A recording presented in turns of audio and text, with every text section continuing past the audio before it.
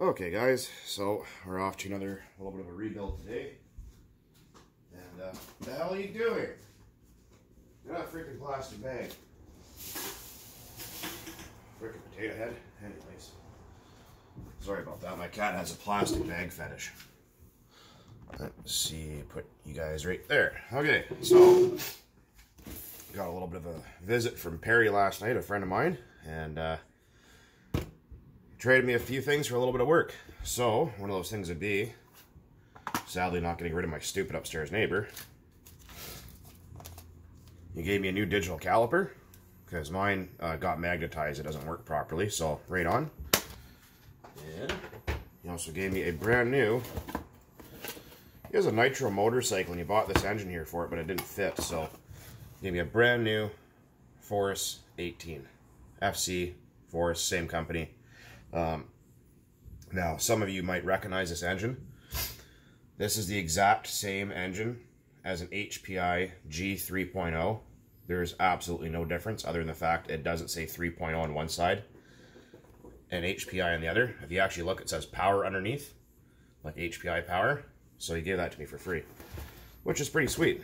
And got his still leaf blower sitting behind me there. I'm just going to make sure you guys can actually see what the frig I'm looking at here. So, and the rebuild is... oh, I can't wait till my camera gear actually finally comes in. All this stupid COVID bullshit and it's the shipping and oh man, it's just been so stupid. Okay, so we're good. Right on. Now, what we got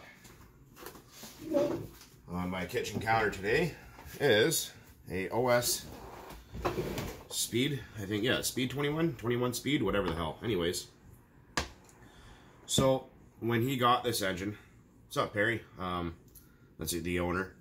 When he got this engine, he bought it used off eBay, and the seller said it had 4 tanks, or 1 gallon plus break-in, so that's really not that bad. But when he pulled it apart, the piston, I mean, for you guys that are on my Facebook group, sorry, just on allergies here, saw how bad the piston was. This whole piston, it looked scratched. It wasn't. And it was just carboned up really, really bad. It was all black. So it took some time to clean all that off. And the sleeve was carboned up too. There's this old sleeve. So he already took the liberty of installing new crankshaft bearings. He got one of them fancy, newfangled type tools to do that with. So what the idea here is we're going to take this apart, install the old piston and sleeve because it's still good, I just had to clean it, and we're going to build a brand new piston and sleeve and rod assembly for this engine to keep as a spare on the side, because he's actually going to be racing with this out in Vancouver. So let's see, I believe it's this size. Nope, smaller one. Freaking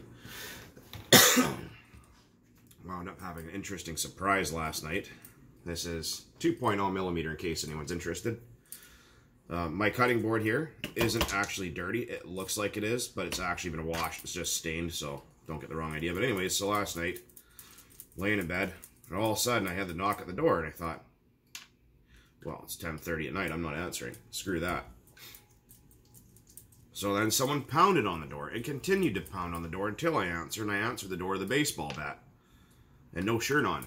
And it turned out it was Dave, my neighbor, and Kirsten and Devin and freaking everybody else and a bunch of my neighbors, and like, come on, get into bed, come and chill with us. I'm like, oh my goodness. So yeah, got a little bit of the staggers and jags today, so, but I am okay. So there's that crankshaft I was talking about. It's counterweighted. You can see those tungsten plugs they put in there. I believe they're tungsten. It's silicone filled. You can see it there, so that helps with the gas transfer. And that black coating is a nitride, or I think it's a nitrided coating. It looks like someone's been in here and done a little bit of a mod right in one spot. If you can, you kind of see that shiny spot there. So that's interesting. Yeah. So, it has brand new ball bearings, front and back.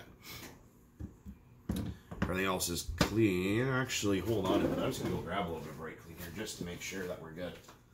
Do I have any left? Fresh can, maybe? I think it's time for a fresh. What do we got? Ah, no. All we got is some chlorinated shit left. Oh, well, it'll have to do. That's okay, just to wipe down a few things. I hate that shit. It sucks. It just does not clean very well. Right. So we're assembling the engine with this oil here. It is actually designed for glow engines, so you can mix your fuel with it. You guys have seen that before. That's what's in this bottle here. So we're gonna just take a look. He cleaned this thing and put the new bearings in already. So these are ceramic bearings. I believe they are Avid is what they are. These are the old bearings here, but you can see they're Avids. So they are a good quality bearing. I've had a lot of people ask about that. And I have used Avids in the past, but friggin' they're just so bloody expensive. It's absolutely ridiculous. So we're going to put some oil in that rear bearing. A few drops down in that front one. Just because, like I keep telling everybody, you don't want shit to start dry. I'll put some, let's give this, actually what we're going to do is take a paper towel and apply a little brake clean to the paper towel and just wipe the crank off. I don't want to disturb that silicone plug. And you have to be really, really careful, because that silicone plug, if you put WD-40 in there, will eat that. No petroleum-based oil with a silicone-filled crank, ever.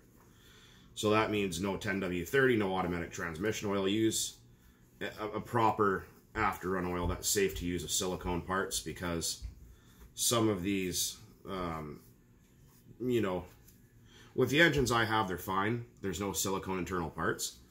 But if you put WD-40 in there, that plug will dissolve and cause you all kind of tuning problems. So just as a forewarning, not to do that. All right, so just give it a little bit of a wipe down. Apply some oil on here. This is yeah, it's like a nitride. It's kind of like what you find on drill bits and things like that. It's a really hard coating, like an anodizing almost. It's a very low friction and, well, yeah, I mean, it's good shit. So I'm going to put under crank. Oh, like butter, nice and smooth. Perry's got a couple of Reds motors. I think he's been playing around with the Reds 21 that he recently just got, so he's liking it. And we're going to switch gears here for a moment. I'm just going to copy the setup here. We also got a brand new glow plug. It's a gold one. The color makes absolutely no difference, but it's gold and it looks cool and it's awesome. So there you go.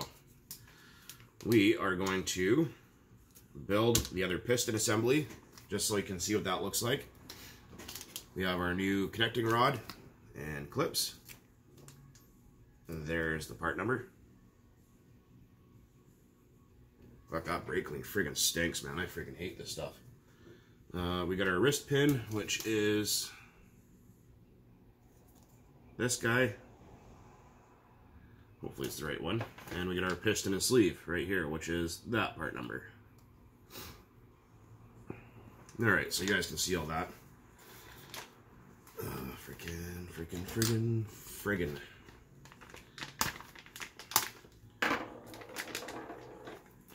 There's a lady in the corner store actually the other day give me shit about saying freaking. So what's your major malfunction? She's a Karen. And you guys will get that reference. Sorry if there's anyone watching that's called Karen. I apologize, but sorry, not sorry. Anyways, yeah, she's like, oh, you can't say friggin', that's a swear. And I'm like, fuck, I'm 30 years old. I'll swear if I fucking damn well want. I don't care if you don't like it or not. I don't know ya. Piss off. I'm here to buy a fucking six-pack.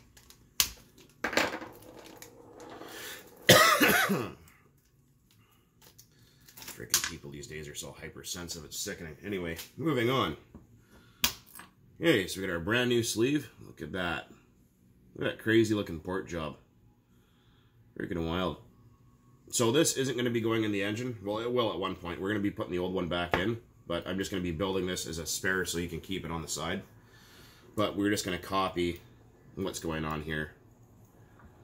Okay, so we don't need the sleeve just yet, but we got our new piston. Wow, look at this. Holy shit, check this out. OS on the ball, they give you 3 pin clips in case you lose one. That's freaking awesome. Badass, because usually most companies don't give a shit at all, and they give you 1 or 2, and that's it. Or if you do want extras, either they don't have them in stock or they want a fortune. I was going to buy extra for the 15s there, and they wanted something like $20 for a pack of 3 of these, or 2 of them or something like that. And I thought, you could stuff it right up your ass. Too freaking bad. I don't give a damn. I'm not paying you that much for what? Fucking 3/4 of a penny worth of metal? Yeah, no, not likely. Not going to happen. Let's see here.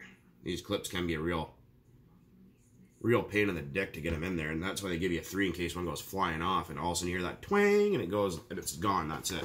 Actually, I'll show you guys a trick. I think I've mentioned this before. We are going to use a Ziploc bag to perform our work inside of. That way, if one does go flying away, you don't freaking lose it across the room. Because knowing my luck, it'll be gone the day I move out of this freaking shithole. Then I'll maybe find it, but it can be kind of tricky to do it inside of a bag, but it's better than, you know, losing stuff, right? So at least it kind of acts like a shield. And that way, if it does go flying, usually a bag will catch it. So I'm just going to try and line that clip up with these little pliers. And then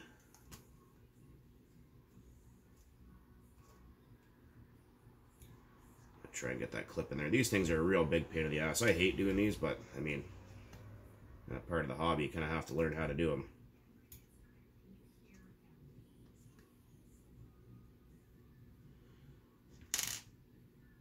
There we go.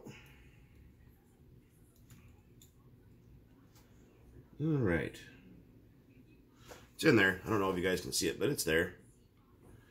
So you have to grab it and kind of twirl it in, like you're rolling up spaghetti on a fork, and then you know, that just makes it easier, because people, they try to shove them in there and you can't do that. Like, you can't. So we're gonna copy our old rod, and I already know which way everything goes, but I'm just showing you guys for reference in case you are doing this. And I know many of you probably have or will attempt this. It doesn't matter what engine, but if you can copy your old set, that way you know for sure everything went together properly. Okay, so we got our pistons lined up here, so they're both facing up, cutout side up, just because it doesn't really matter at this point. But if we look, our cutout side, which faces towards the crank, remember that taper in the rod I was talking about? That fucking upstairs neighbor, I can't stand that guy, he's such a retard. Anyways, yeah, you see that taper that I was talking about, that chamfer, right here, you can see it, it's more pronounced. So that's what we're looking at, so that's going to line up with this side. Because if you put it backwards, bad things happen.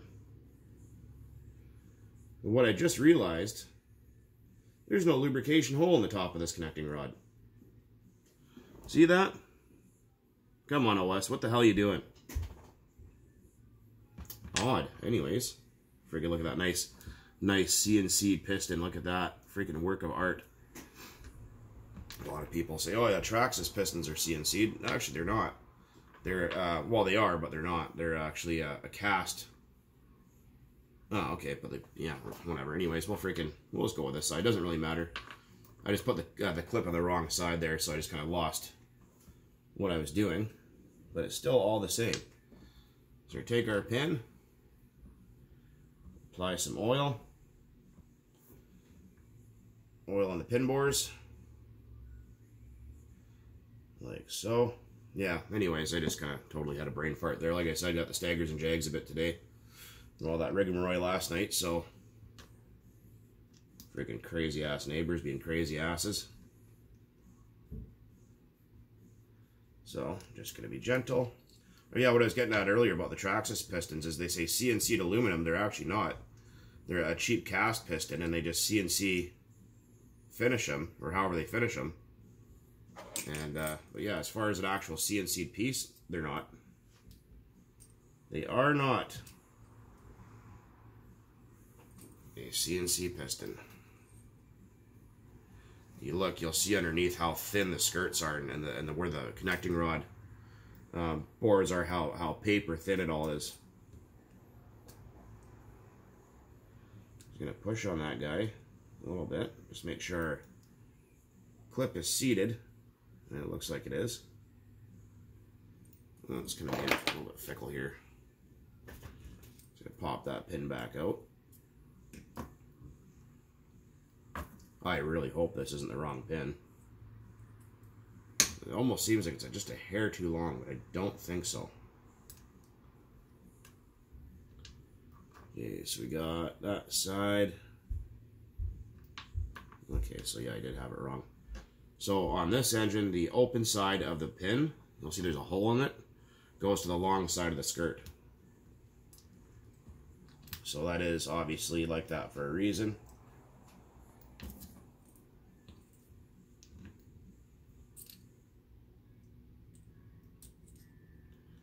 Don't know what's up here. It doesn't want to seat all the way in.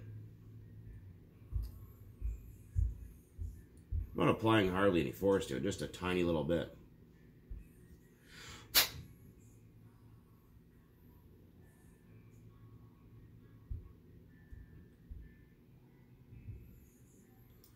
That's funny. Ah, the spring, it's caught up in there. I see what's going on now. No wonder why I can't get it back together again.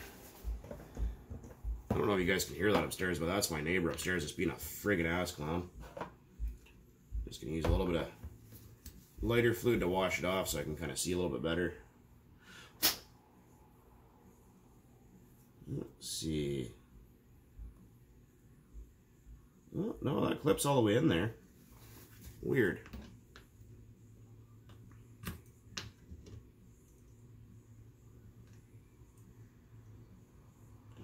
Okay. Right, time for round two. Okay. It was just kind of hydraulic a little bit in one spot there, so it's fine. Nothing wrong with it. We are totally cool. Grab our other pin, or clip, sorry.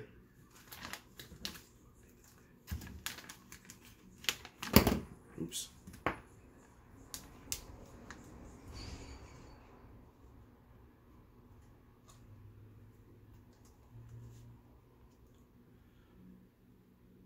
Hey, there we go. And we're good. Okay, cool. Super. Right on. That's fantastic.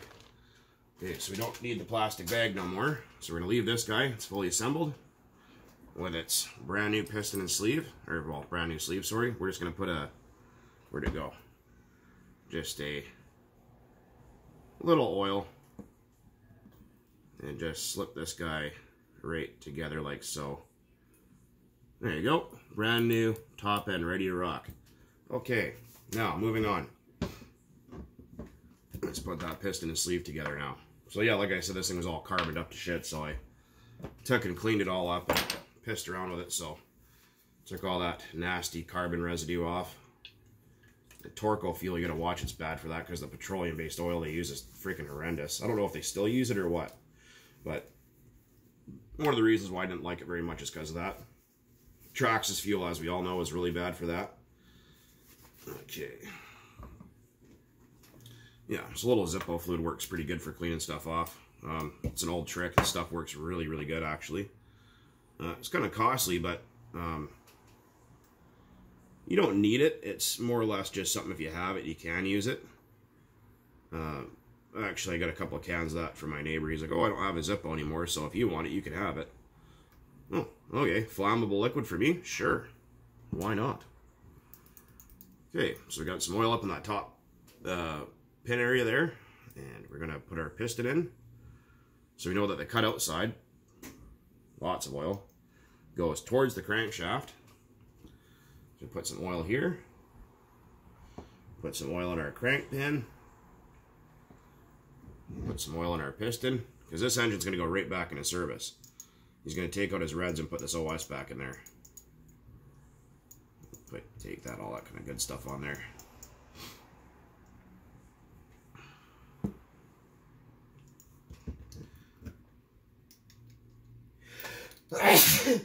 Oh, allergies, man. I'm having them for days. Sorry about that. We're going to take our pliers and just lift the connecting rod onto the crankshaft.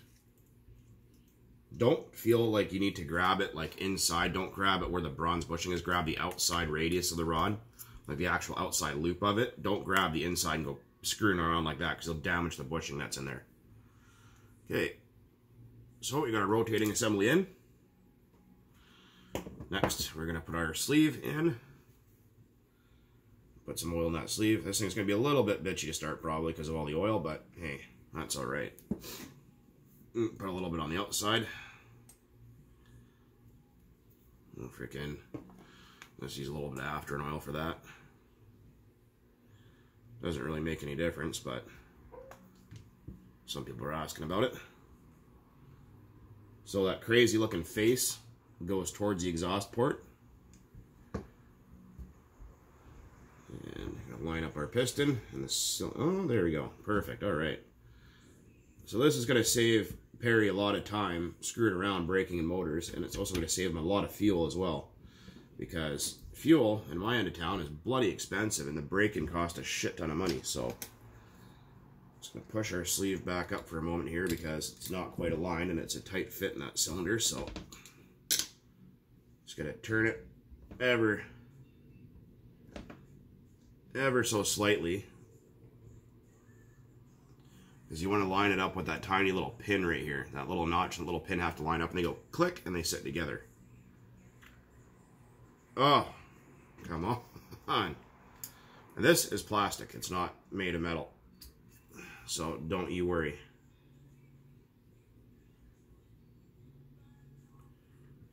Ah, perfect. All right, now we're sitting perfect. Nice and pretty like. And a question that someone was asking the other day, what are the factory settings for an SH18? Honestly, I couldn't tell you. I kind of go flush high speed, flush low speed, and then work from there. To be honest, I actually don't know what the factory setting is for any engine. That's kind of my base setting, is flush, set the idle gap at 1 millimeter and go from there. Okay, so hopefully that answers your question. So, you can see, it turns nice and free. It won't turn up the top dead center because of the amount of pinch. That's why people get upset and freaked out thinking that there's something wrong and there isn't. Because remember, these are a tapered bore. The bottom of the cylinder is actually larger than the top. It's like a cone shape. So people often get upset about that and freak out and all kinds of other shit. So, and we got our cylinder head next. Just give that a quick little wipe down. Yeah, I'm trying to refrain from using that brake clean because my god does it stink. It's not good for either. It's pretty bad shit.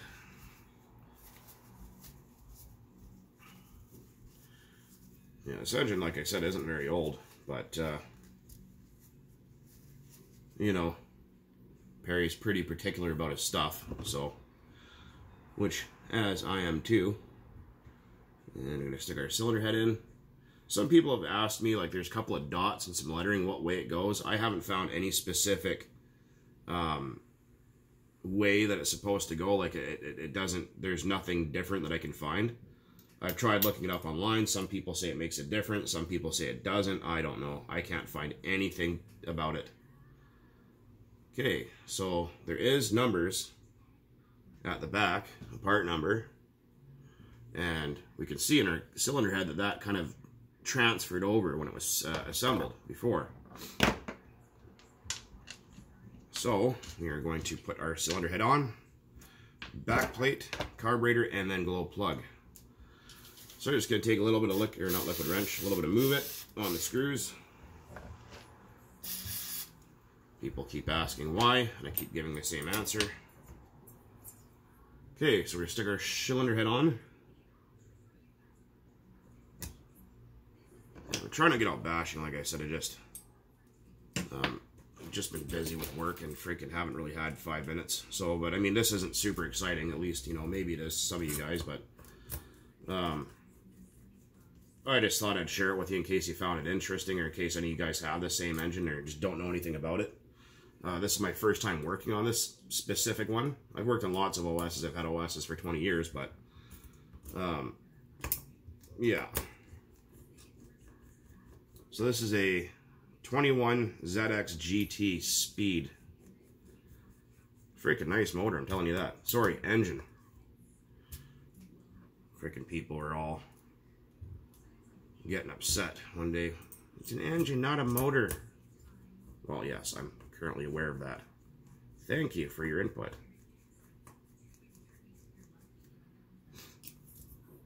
So like I said before, crisscross everything. Because this isn't your cheap little fucking Pro 15 Traxxas motor here. You know, this is a, you know, I think this engine retails for about 700 bucks Canadian. Yeah, they are not a cheap specimen at all.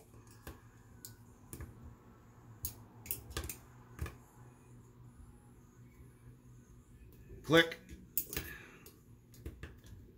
Click. Actually, wait a second. Yeah, here. Click and click. All done. All put back together on the top. Right. So another thing that people will often fuck up on and really cause themselves bullshit problems here is, if you see the back plate, there's that cutout in it. And that's to clear the skirt of the piston, which you can see in the bottom.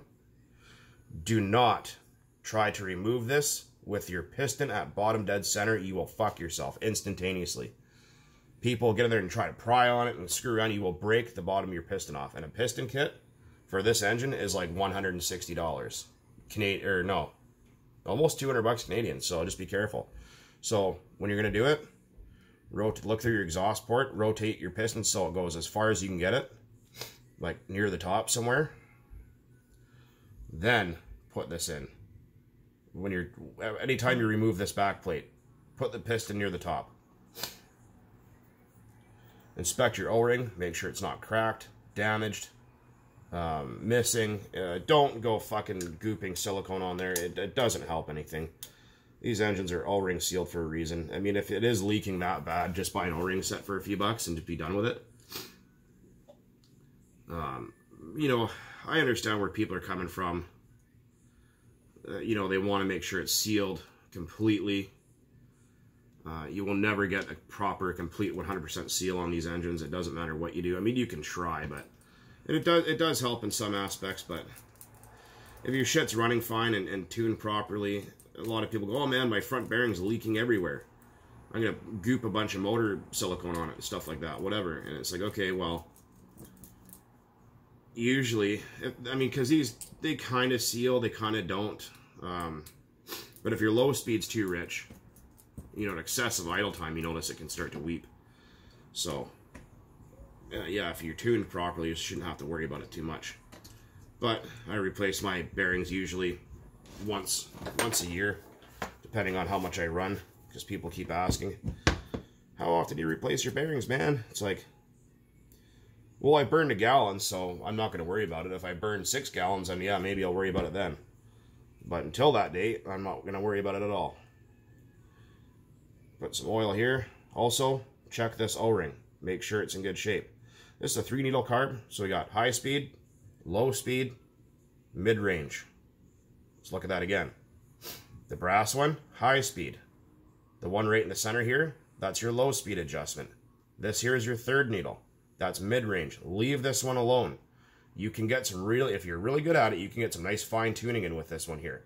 But do not touch this one. If you're a novice and you just don't know any better, don't touch it. Leave it, forget it exists. And of course, that's your idle screw. So hopefully that clears some of that up for you guys that were asking about it.